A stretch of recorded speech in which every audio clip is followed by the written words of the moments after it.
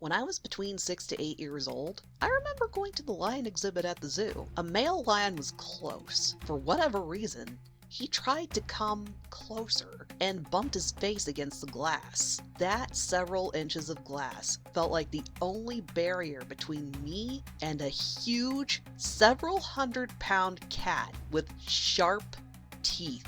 Honestly, it was the first time I really thought about what it meant to be a pile of meat and organs, a prey animal to something like the king of the jungle. That's a core memory for me that sparked a lot of my different opinions, interests, and fascinations over the years. As a kid, I was scared shitless of any massive creature that could tear me limb from limb or seemingly swallow me whole. As I got older, that fear morphed into the opinion that if and when it's possible, if something like a lion is kept somewhere like a nature reserve or zoo due to extenuating circumstances, hopefully they have the land, resources, and care to live a long, healthy life. I grew up into an adult that loves these big cats, as well as crocodiles, bears, and just about any animal out there, and wants to see them thrive. I'm going to stay away from them and give them their space, but man, there's a part of me that gladly give them all pets and cuddles if that was even a slightly reasonable possibility. My 8-year-old self would probably be horrified until I explained how and why all of these creatures can be the most adorable things ever in their own unique way. As that same kid scared by lions, it somehow morphed into a similarly intense fear of and fascination with cannibalism, especially fantasy cannibalism that involved creatures like giants or anything vaguely humanoid, sapient, and intelligent. It's one thing when a bear resorts to eating a human. That's more from desperation, scarcity, and instinct. It's part of their nature. There's a whole other layer to a human or something human adjacent eating another living being or another living sapient being.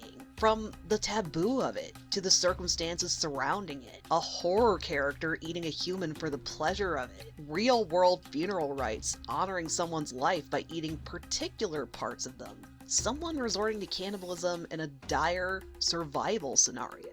The latest Tale Foundry video, or one of the most recent ones as of this recording, tackles cannibalism as an allegory for a deep expression of love and intimacy towards someone else. A loved one passes away. They love this other person so deeply.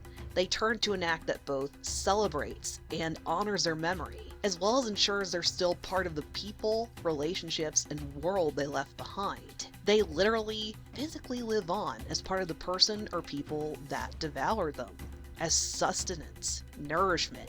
After watching that particular video, I started thinking about one of my favorite variations of the princess in Slay the Princess. In a nutshell, this game corkscrews a rosy fairy tale idea of a hero rescuing and falling in love with the dainty, elegant princess. Instead of a dashing human prince or knight, the player character is an unidentified bird-like creature, tasked by a seemingly omniscient narrator to save the world by slaying the titular princess. What exactly can the princess do?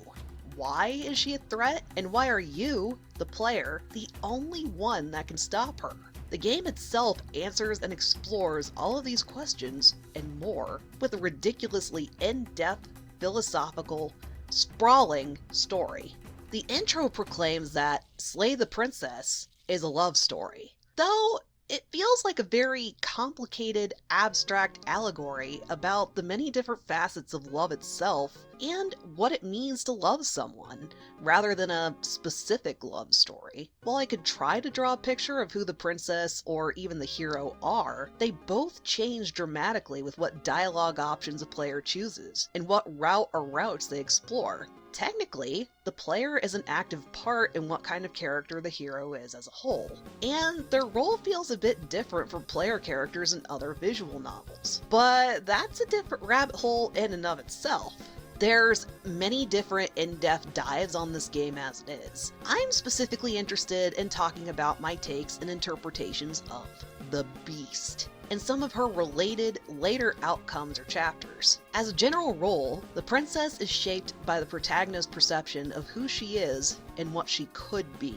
Every potential route begins with a directive: go to the cabin in the woods, enter the basement, and find the princess. If the hero enters a basement with the pristine blade, the princess is cold, wary, on her guard. If the hero is unarmed, she's cautiously optimistic, friendly, warm. From the beginning, the potential power dynamic slants in the hero's favor. The princess is trapped by the shackle on her wrist, the cabin itself, and whatever abstract, restrictive construct the narrator crafted to contain her. Or rather, whoever preceded or created the narrator. That's another complicated nutshell in and of itself. The only power or advantage she has relies on the hero trusting her over the narrator, or feeding into her powers because he earnestly believes she's a threat. The shackles are deceptive. It's more than just the shackles keeping both of them imprisoned. It's just that the princess has more layers of restraint than the hero does. Either the princess is trapped and needs the hero's help to break free, or the shackle is a flimsy piece holding back a world-ending threat. She can free herself from the shackle by desperate or convenient means, but what she does next relies on how the hero perceives her. Some of her transformations, features, and mannerisms have a very deliberate, cat-like quality to them. For example, when she becomes the witch, she has a tail, slightly pointed ears, and a cat-like grin matched with a very sly, tricky, and suspicious nature. The witch route plays out after the hero leads the princess to believe she can trust him, then backstabs and betrays her. The witch is somewhere between a domesticated cat and a classic fairy tale antagonist. Rather than an outright cartoonishly evil character, though, this is someone that has been hurt, is generally misunderstood, and is riddled with trust issues. She wants to trust someone, but refuses to take any risks that aren't calculated, careful, to her benefit. It takes some cats a long time to warm up to or trust anyone. It's the same case with her. When the hero falls in love with the thorn, in this route's chapter 3, it's that satisfying, heartwarming moment where he earned her trust. Yes, she can be vulnerable. She can forgive him for hurting her, and sees him as a kindred spirit rather than the villain of her story. The beast is what happens when the hero investigates the basement with no blade, but decides that the princess is something to be treated with supreme caution. She's a dangerous, caged animal. Since the hero believes she's a dangerous animal, she becomes a dangerous animal. She goes to extreme lengths of gnawing off her own arm, hiding in the shadows. She dares the hero to approach the oh so horrible monster that's so scary and anxiety-inducing, he'll only talk to her if she's chained up and he has a weapon. When the feral princess finds and slays the hero the first time, she's grown claws. She has fangs, and her irises glow eerily in the dark. She's a cornered cat that ravages alleyways, takes anything she can get, and defends her territory. She's sharp and intelligent, but leans towards honing her survival skills and navigating the immediate world around her. Chapter 2 reveals a thick tropical jungle with plenty of places for a creature to hide. Before the hero even enters the cabin this time around, the voice of the hunted poses the question, does a cat lie to a cornered mouse when it plays with its freedom, or is it just acting out its nature? The princess herself has become even more animal-like, but her exact shape, size, and strength are a mystery. The narrator insists she's still just a princess, but the hero's nerves and what few glimpses he can catch of her say otherwise. A huge part of her advantage relies on her keen reflexes and ability to hide or slither in the shadows. Without a full picture of what she is and is capable of, she's that much scarier. Maybe the shadows sculpt and further refine her transformation. She's a large, lithe, and agile lioness, with sharp teeth, glinting eyes, and jowls that could swallow the hero whole. She's the apex predator here, When she declares she's bigger and more than the splinter the hero is, she's reading and giving voice to his darker, innermost thoughts. Her dialogue and her actions frame her intent. She wants to devour him. She will devour him. And it's an inevitable question of when, not if. The hero tries to ask her why. She says she's acting on instinct. It's nature. There's no need for an ethical, philosophical debate when the scenario involves a hungry predator chasing prey. Though her logic is undermined by her talking to the hero at all. Despite what she says, it's not simply nature. It's a show of her dominance, her strength, her power. If she successfully devours a hero, there's a line of dialogue where she laments that she can't leave the cabin without the hero. After she first killed him, she ate his heart and donned his pelt. But those effects were no more than garish game trophies. Those were just scraps, echoes, and leftovers. She needs the whole thing. He's part of her continued survival. If she wants life beyond the cabin and her prison, she needs to completely consume and absorb him. He must become a part of her greater whole. After the hero dies in her stomach, it's followed by Chapter 3, The Wild. He awakens in a more abstract, nebulous space than the first two times. The princess greets him this time, declaring that they are part of something greater than themselves. They've transcended the cyclical loop of hurting each other with death as the only respite before the next reset. Later in the story, the player learns that the hero is a fragment of the Long Quiet, and the princess part of the Shifting Mound. They used to be one greater, abstract entity that the narrator somehow cleaved and separated. The narrator wants an eternal, static, unchanged world. Change means that things will be erased, forgot, die, and cease to be. He refuses to accept the transient nature of everything.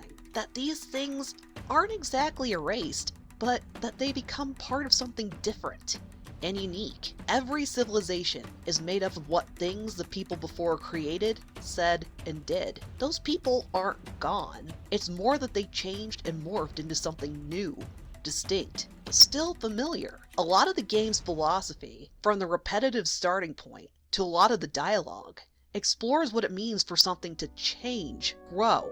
What is a beginning? What is an end? Etc. The Wild is a hint at what the hero and the princess used to be. Existing as this greater whole is peaceful. It's indescribable. Both the hero and the princess feel some sense of completeness as something that's part of, connected to, and made up of each other and everything. But it's unsustainable. This abstract entity doesn't have the same weight, gravity, and intentionality. It's a step closer, but it's a mere fraction of what happens when the Long Quiet and Shifting Mound can fully awaken, better understand what they are, and break free of the artificial world the narrator encased them in. This entity was also the result of the princess devouring the hero. It's still the result of one of their many fights for purpose, meaning, and freedom, or a fleeting, tender vignette rather than game endings where the final result feels more deliberate and considered. The endings where they both recognize the full scope of their situation and make a decision that happens next together feel the most satisfying in regards to a couple communicating in a healthy, meaningful way. If the hero isn't devoured in Chapter 2 and is shredded or torn to bits in some other way, it's followed by Chapter 3, The Den. The whole world is even more dense jungle than before, though now the princess lives at the bottom of a deep, dark cavern. She doesn't speak. Actually, she's no longer capable of direct speech. When the hero does see her, she's become a six-legged, winged chimera. Rather than poetic speech or musings on her role as a predator, she acts strictly on instinct. If the hero kicks off the fight and returns her ferocity, he eventually gives into instinct too. A lot of the beast symbolism frames the hero as a small, pathetic prey animal. Once he imagines himself as a predator with equal strength, drive, and one-note determination, they become two creatures fighting for dominance, rather than one impatient, hungry thing. Eat or be eaten. When they eat parts of the other, their wounds are healed, but it becomes a vicious, never-ending frenzy. They're evenly matched. Before the Ouroboros-leaning fight simmers out, it looks like the princess's paws have transformed into the hero's claws and feathers. Many of the hero and princess fights reach a climax where they match the other's wavelength, and reach some peak of understanding against clashing blades, fists, etc. It's a dance. They bob and weave around each other with no definite victory because any fighting between them is utterly pointless. They're complements. They're pieces of each other. The narrator tried his damnedest to pry them apart and push the hero towards an endgame akin to how patriarchy tries to tame, control, and submit women. Even when the hero follows the narrator's script or sides with him, the princess cannot be contained or stopped. She shouldn't be contained or stopped. That's why the most satisfying results in the game lean towards the princess is seen and respected as an equal figure, whether it's as a princess, a goddess, or any of her forms, really. Her autonomy and personhood should be acknowledged and respected. She shouldn't be placed on a pedestal or held at arm's length as an otherworldly, fearsome thing. Another potential encounter with the princess as a giant beast ends with her trapped at the entrance to her cave. Suddenly, her features take on very emotive, sympathetic qualities. She can't speak, but the hero understands her thoughts and concerns as if they share a telepathic link. Her fate rests entirely in whether the hero decides to kill her then and there or try to pull her free. If the hero tries to pull her free, they trigger a cave-in and the princess uses her massive form to shield the hero from getting crushed by dirt and rocks. Then they work together to dig themselves free, proving that there is still a very kind, empathetic, tender core to the princess, in spite of her beastly appearance. Conversely, if the hero tries to slay the princess in her den before the cave-in, they're separated by a wall of rock and dirt. The only visible feature is her eye.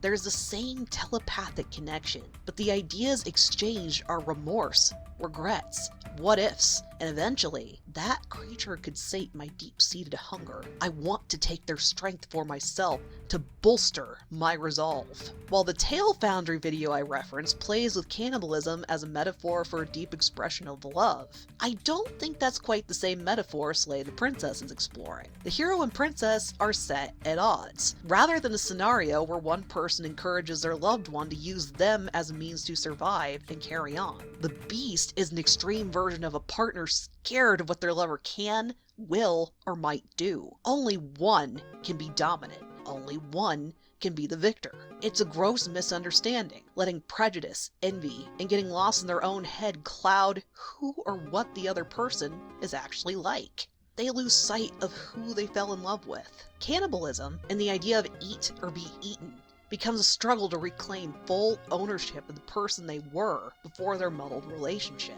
The better outcomes, again, are when the hero and princess honestly communicate with and try to understand each other. Other Slay the Princess fans, what's your take on the beast? Who's your favorite princess? Give me more excuses to talk about this game. Thanks for watching. If you enjoyed, please leave a comment and like the video. Share it, tell your friends. If you like what I'm cooking up, subscribe, ring the bell, add me to your RSS reader. If you're in a decent position and can do so or want to, I'd seriously appreciate you checking out my Patreon.